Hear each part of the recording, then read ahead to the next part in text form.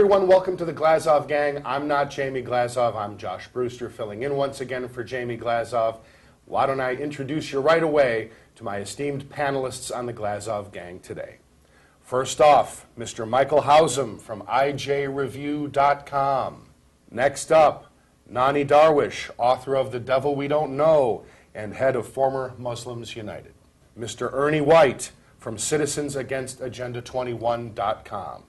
Panelists, thank you for being here today. Thank you. Our pleasure. All right. Now listen, Glazov Gang viewers, we're going to get to the jihad in just a few minutes, okay? I'm not going to let you down. But I want to talk about the United States of America.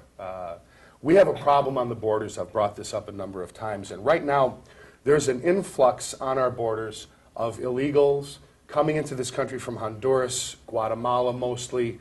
Of course, we have a problem with Mexican illegals coming in, but most importantly here is the rate of influx. Some have pegged it at about 35,000 a month at this moment. Border Patrol agents are tending to very young children now on our borders and trying to shuffle them from one area to the country of the other to take care of all the people who are flooding into this country. I look at this situation as, A, the Democrats will never do anything about this. Obama is inviting this, in my view, with the DREAM Act, et cetera. But what scares me is that it seems to me like Republicans don't want to touch this third rail either. George Bush didn't do much about it, and now we've recently seen Eric Cantor from Virginia lose his seat. And I believe that it is partly due, at least, to his support for amnesty.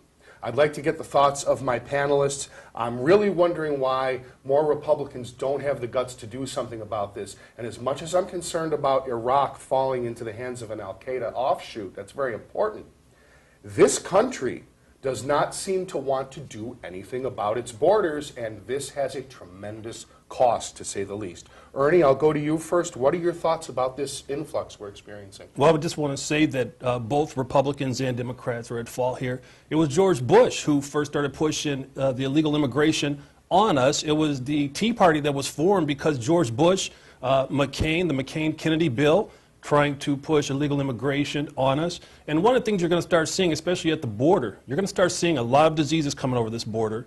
You're seeing more than 75% of all of these illegals that are coming over the border are other than Mexican.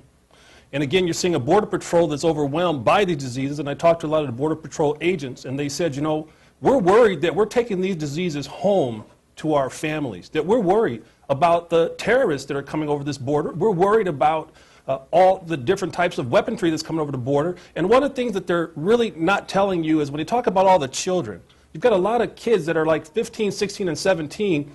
These are MS-13 gang members and other types of gang members from gangs that are horrific, nothing like we've ever seen in America.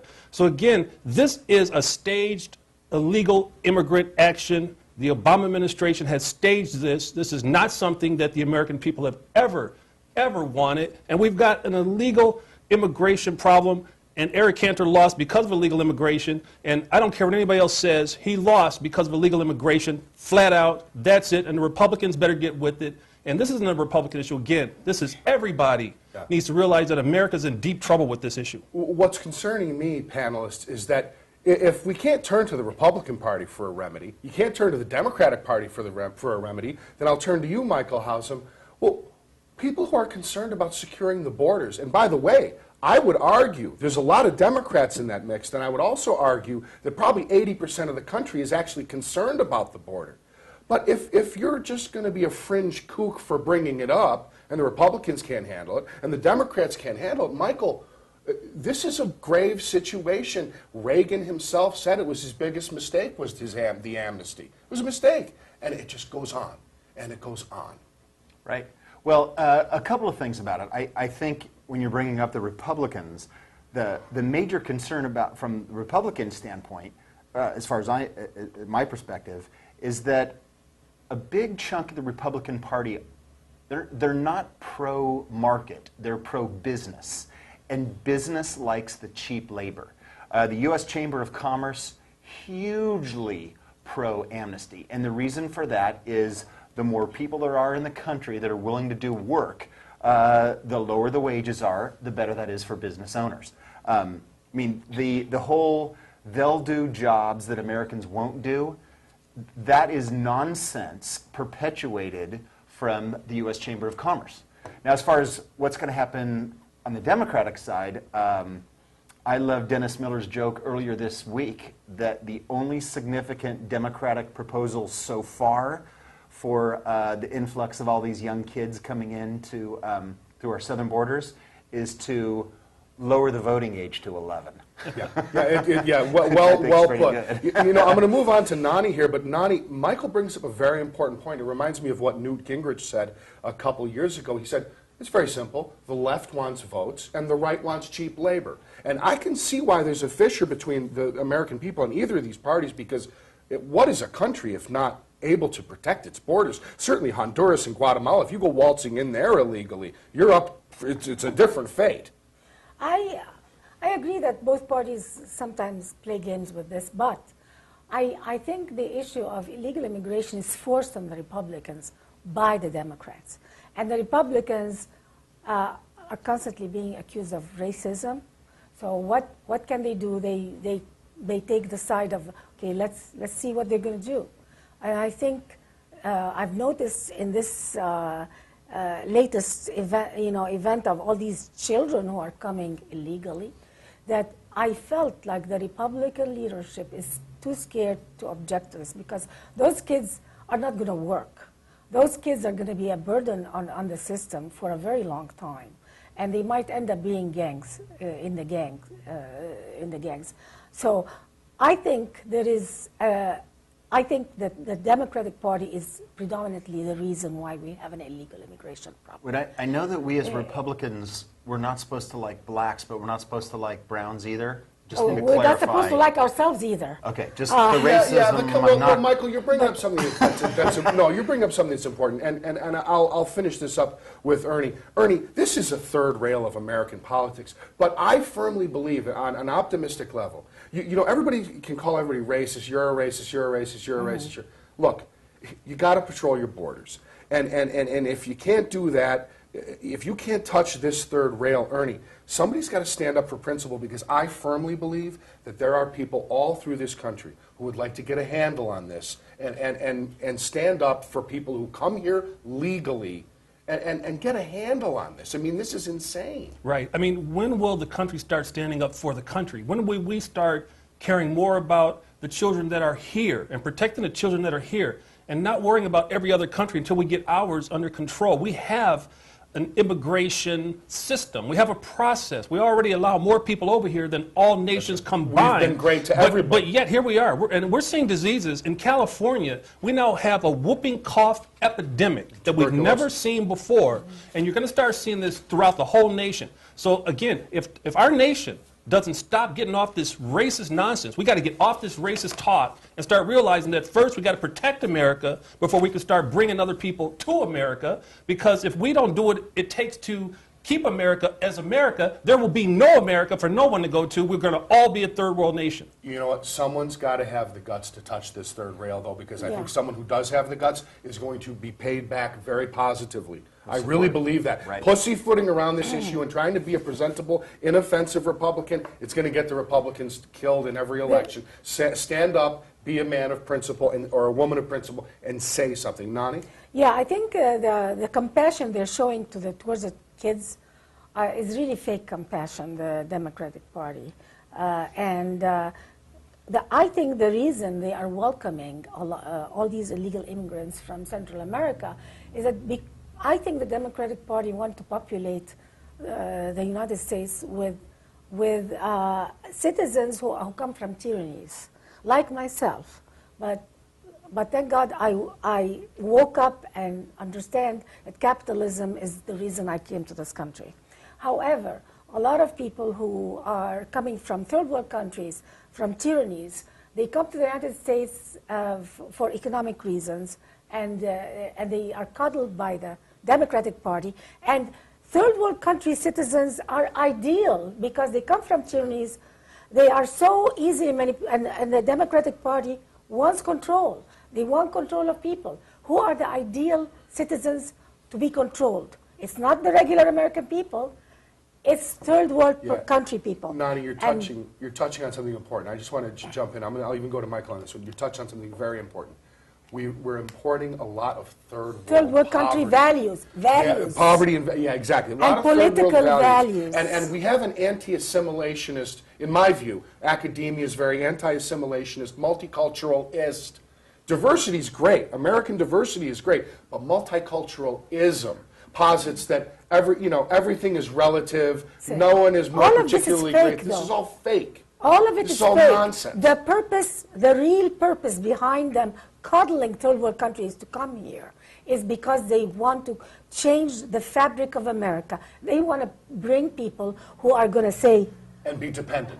Because I come from a culture that used to worship their leaders. If you don't kiss the hand of the leader, you get killed. So what happens is that the Democratic Party loves control.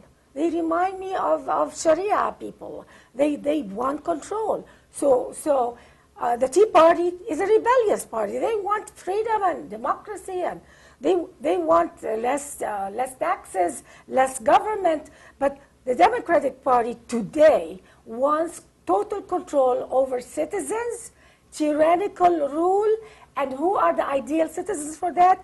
Third world countries. It has nothing to do with compassion, nothing to do with multiculturalism. This is all fake. Michael, final couple thoughts before I move on to Iraq. Anything you wanted to say about this before we move on? Oh, absolutely. I think your point about a lack of assimilation and that being a value in our culture is gone. I mean, it used to be that, 100 and some years ago, the Irish were hated, but within one generation, they're Americans. Yeah. Nowadays, that value of assimilation and becoming American, it's not accepted, and it's wrong to assert it. And I think you're really on to something about that.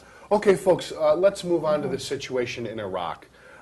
We have this group, this ISIS Al-Qaeda offshoot, that in the absence, with the absence of American troops now in Iraq, is starting to take over city after city.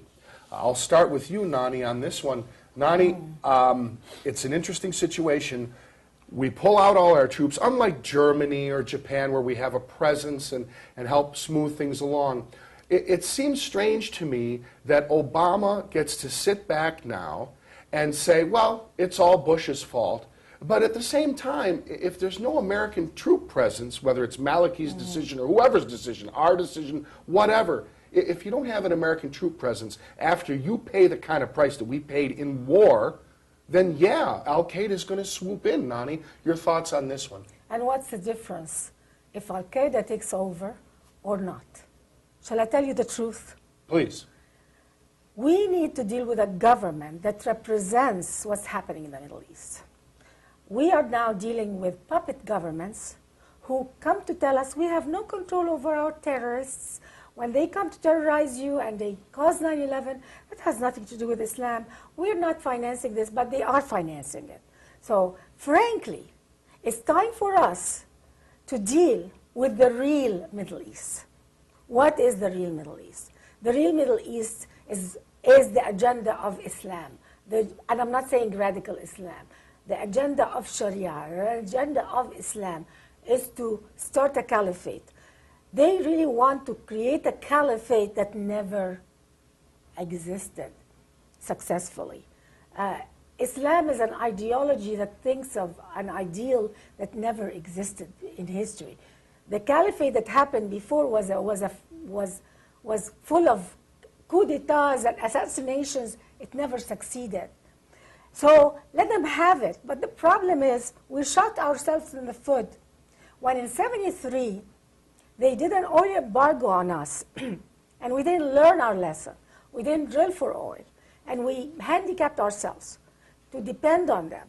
We created this movement of wanting to create a caliphate and jihad by giving them our petrodollars. The power of the Arab world today lies in petrodollars. And it's time for us to look at the Middle East like any other part of the world. Why is the Middle East so important for us? Because we've handicapped ourselves so much for several generations to rely on. So they are almost acting like teenagers with us. You're not going to do this, okay, we're going to do terrorism. You're not going to give us money, okay, then we're going to attack Israel for you. You're not going to give us this. So we have created a spoiled brat area of the world that's constantly threatening us because they know that we need their oil. And what we need to do is drill, baby, drill ASAP. Nothing is too late. We can still do it. It's a bit too late, in my opinion, but we can still do it and wean ourselves gradually. And the only way to win this war on terror is when we don't buy 1 gallon of oil from that region and let them drink it. Indeed, drill, baby, drill. If only we would drill. Ernie White, what are your thoughts about Iraq being, taken back over by an Al-Qaeda offshoot? Well, she made some big points, and one of them is ISIS has now taken over the oil refineries in Iraq. And so with them, again, now you've got the terrorist groups taking over the oil refineries. America's going to find themselves in a situation, what do you do? And we do not need to start getting involved in, as she said, the caliphate. There's just no way out of that. You do not want to be a part of that. You've got the Shiites, you've got the Sunnis. That's a war that's just going to go on forever. We don't want to be a part of this, but we do have interests, and that's the problem. We do have interest in Iraq. We do have interest in the Middle East, and we just have to decide as a people, what are we really going to do? And can we be honest that we have an interest? Can we be honest that we don't want terrorists having the oil wells? Can we just be honest about it? That we need to bomb terrorists who are going to take over oil wells, hold everybody hostage, make billions of dollars off of these oil wells. And I tell you, when you're talking about the Sunnis and the Shiites, there's no way out of this thing except more strength. You've got to have more strength than them. That's all they care about. And as she said, they're acting like teenagers, and teenagers need to get spanked every once in a while. We can't spank them in America anymore, but these teenagers need to get spanked. And again, do you want terrorists to have control of all of these oil wells? That's all you got to ask yourself. Do you want them to have control of all the oil refineries? That's all you got to ask yourself.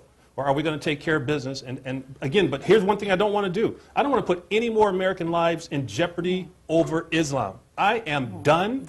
I am sick of it. I'm done. If they want to kill each other, kill each other. But every time we show up, it seems like the Sunnis and the Shiites hate us more than anybody else. And I'm sick of it. I'm tired. Well, I'm done. Ernie, I think you make a lot of good points. Now let me go over to Michael. Michael, what's interesting to me here at this point is, of course, this country paid in a lot of blood in the Iraq war. And, to me, I'd like to get your thoughts on Barack Obama, because it seems to me that this vacuum, he just seems to look at this vacuum as, well, they're going to blame Bush anyway, so what's the difference? That's what I get. What do you get out of this in terms of how our president is reacting to what's going on in Iraq right now? Well, I think first of all, he's watching the news carefully to find out what's happening. I think that the background where he comes from, the faculty lounge discussion, is being uncomfortably challenged with the fact that frankly, it's the craziest cul-de-sac in the world. They would like nothing less than the entire planet, with the caliphate discussion, to be living back in the 5th or 6th century. I suppose my ideal prescription would be to put a big fence around it and watch them all kill each other and stay the hell out of the entire thing. Now, as Nani points out, I need to put gasoline in my car, and as Santa Barbara just announced last week, we're not going to be pulling it out of our ground, so we have a catch-22. So then the other thing from that is maybe it's time to do a little nation building of our own. The lack of honesty you point out, Ernie, is exactly correct. We need the oil, but we're too soft and weak to actually just go get it. So if we're not going to get oil out of North America, then we need to get oil out of the Middle East. And as far as all of the crazy religious infighting and all that stuff, I think we let them kill each other, and when we have an opportunity, we help them. Nani, what else did you want to say about Iraq? Yeah, very important. I just want to give you an example of what's going on in the Middle East right now. This is a civilization that is in turmoil, in a horrific civil war. And In this civil war, they need to find themselves. When we keep rescuing them all the time, we are not allowing them to grow. Just imagine during the Civil War in America, if there was another superpower that interfered in our Civil War, on whatever side they were, and achieved the results that half the population didn't want, they're always going to blame the other superpower about the results of the Civil War, not about what they achieved on their own. See, when a civil war happens in any country, you need to have it resolved internally. And by interfering and trying to rescue them all the time, we are really stunting their development. They need to be left alone, and left alone to solve their own problems. The Arab world needs it to grow. War should be so grave that you never want to go back there again. And you don't want to fight these politically correct wars. Once you start fighting these politically correct wars, war just goes on and on and on and on and on. Well, we're in Afghanistan. It just goes on and on. Forever. It just There goes is on no and on and need on. Because we're not There's no killing need- people Yeah. and breaking things. Yeah, because That's a there's- huge point. Because there's no more Dresden anymore. You know what I'm saying? Right. Yeah. Well, Dresden, there's such a big I mean, there's a difference between firebombing and Jane Austen rules of engagement. I mean, we don't have to firebomb a huge city. On the other hand, we're bowing and curtsying and, throwing paper nickels and at expecting each other. proportionate response, which to me is insane. No. You're supposed to decimate your opponent. What do you think about this, Ernie? Well, if you look at Iraq right now, you see what they're doing. They catch when ISIS catches somebody, when they catch somebody on the other side, they chop off their heads and Yeah. they leave it there on the side of the road, or they put it on a fence post. And in America, all we say here is, let's let them build more mosques. Let's let them build more Yeah. mosques. No, and again, so we're not proportionate. When they come out, they're proportionate, and they're terrorists because they cause terror. And the only thing that they understand is when we cause it back. So what does Obama do? He lets 5 of the worst of them go. That's what he absolutely. does. Absolutely. That's what's And he wrong with bows our to- country. and bows to all we their wonder leaders. why we're going to get hit next. One of the terrorists he let go said, "Guess where I'm coming first? New York." Okay. That's my first well, strike. Well, let's talk about Hamas for just a moment. And talk about the virus encroaching. Hillary Clinton, I'm reading from Robert Spencer's piece on Front Page. Hillary Clinton said Monday she's in favor of Barack Obama's support for the new Palestinian Authority unity government, even though it included the jihad terrorist group Hamas, because, quote, the makeup of this joint enterprise are largely technocrats. Technocrats who strap suicide bomb belts to their children, tell them to go blow up some other children. I'm just going to touch on this briefly here. Michael, Hamas is okay, right? Now, Well, and then, of course, Iran having nukes is okay. And it's like the virus encroaches, and the virus encroaches, because we're not morally clear. Well, I think, you think technocrat and Hamas, so she's saying that they're like Paul Ryan, but they performed clitorectomies on their daughters. Is Right, that, yeah, is right. that the But just in difference? an official capacity, and they're just very, they're just like bureaucrats or whatever. I mean, come on. Well, I imagine that is just more hopeful thinking. Yeah, well, I mean, the one of the statements from the Hamas leader was to clear up a confusion about their recognition of Israel. I mean, a big negotiating piece with these folks at the Palestine Authority in that is just the recognition of Israel. Yes, yeah. And he came out and strongly said, absolutely Absolutely we not. will not do that. Yeah, yeah. I mean, that on one hand Hillary can say they're technocrats as if they're fine tuning, and on the other hand the guy comes out and says, well, under no circumstance will we ever even admit the existence of Israel. Right. It's insane. So what I'm saying is, and I'll turn to Nani very quickly because I want to get through some other stuff, Nani. There's this leftist line about one man's terrorist is another man's freedom fighter. Now, nobody in his right mind believes that, but there's a lot of people out there who agree with that. I don't know why. They're not morally clear. Nani, Hamas is not okay.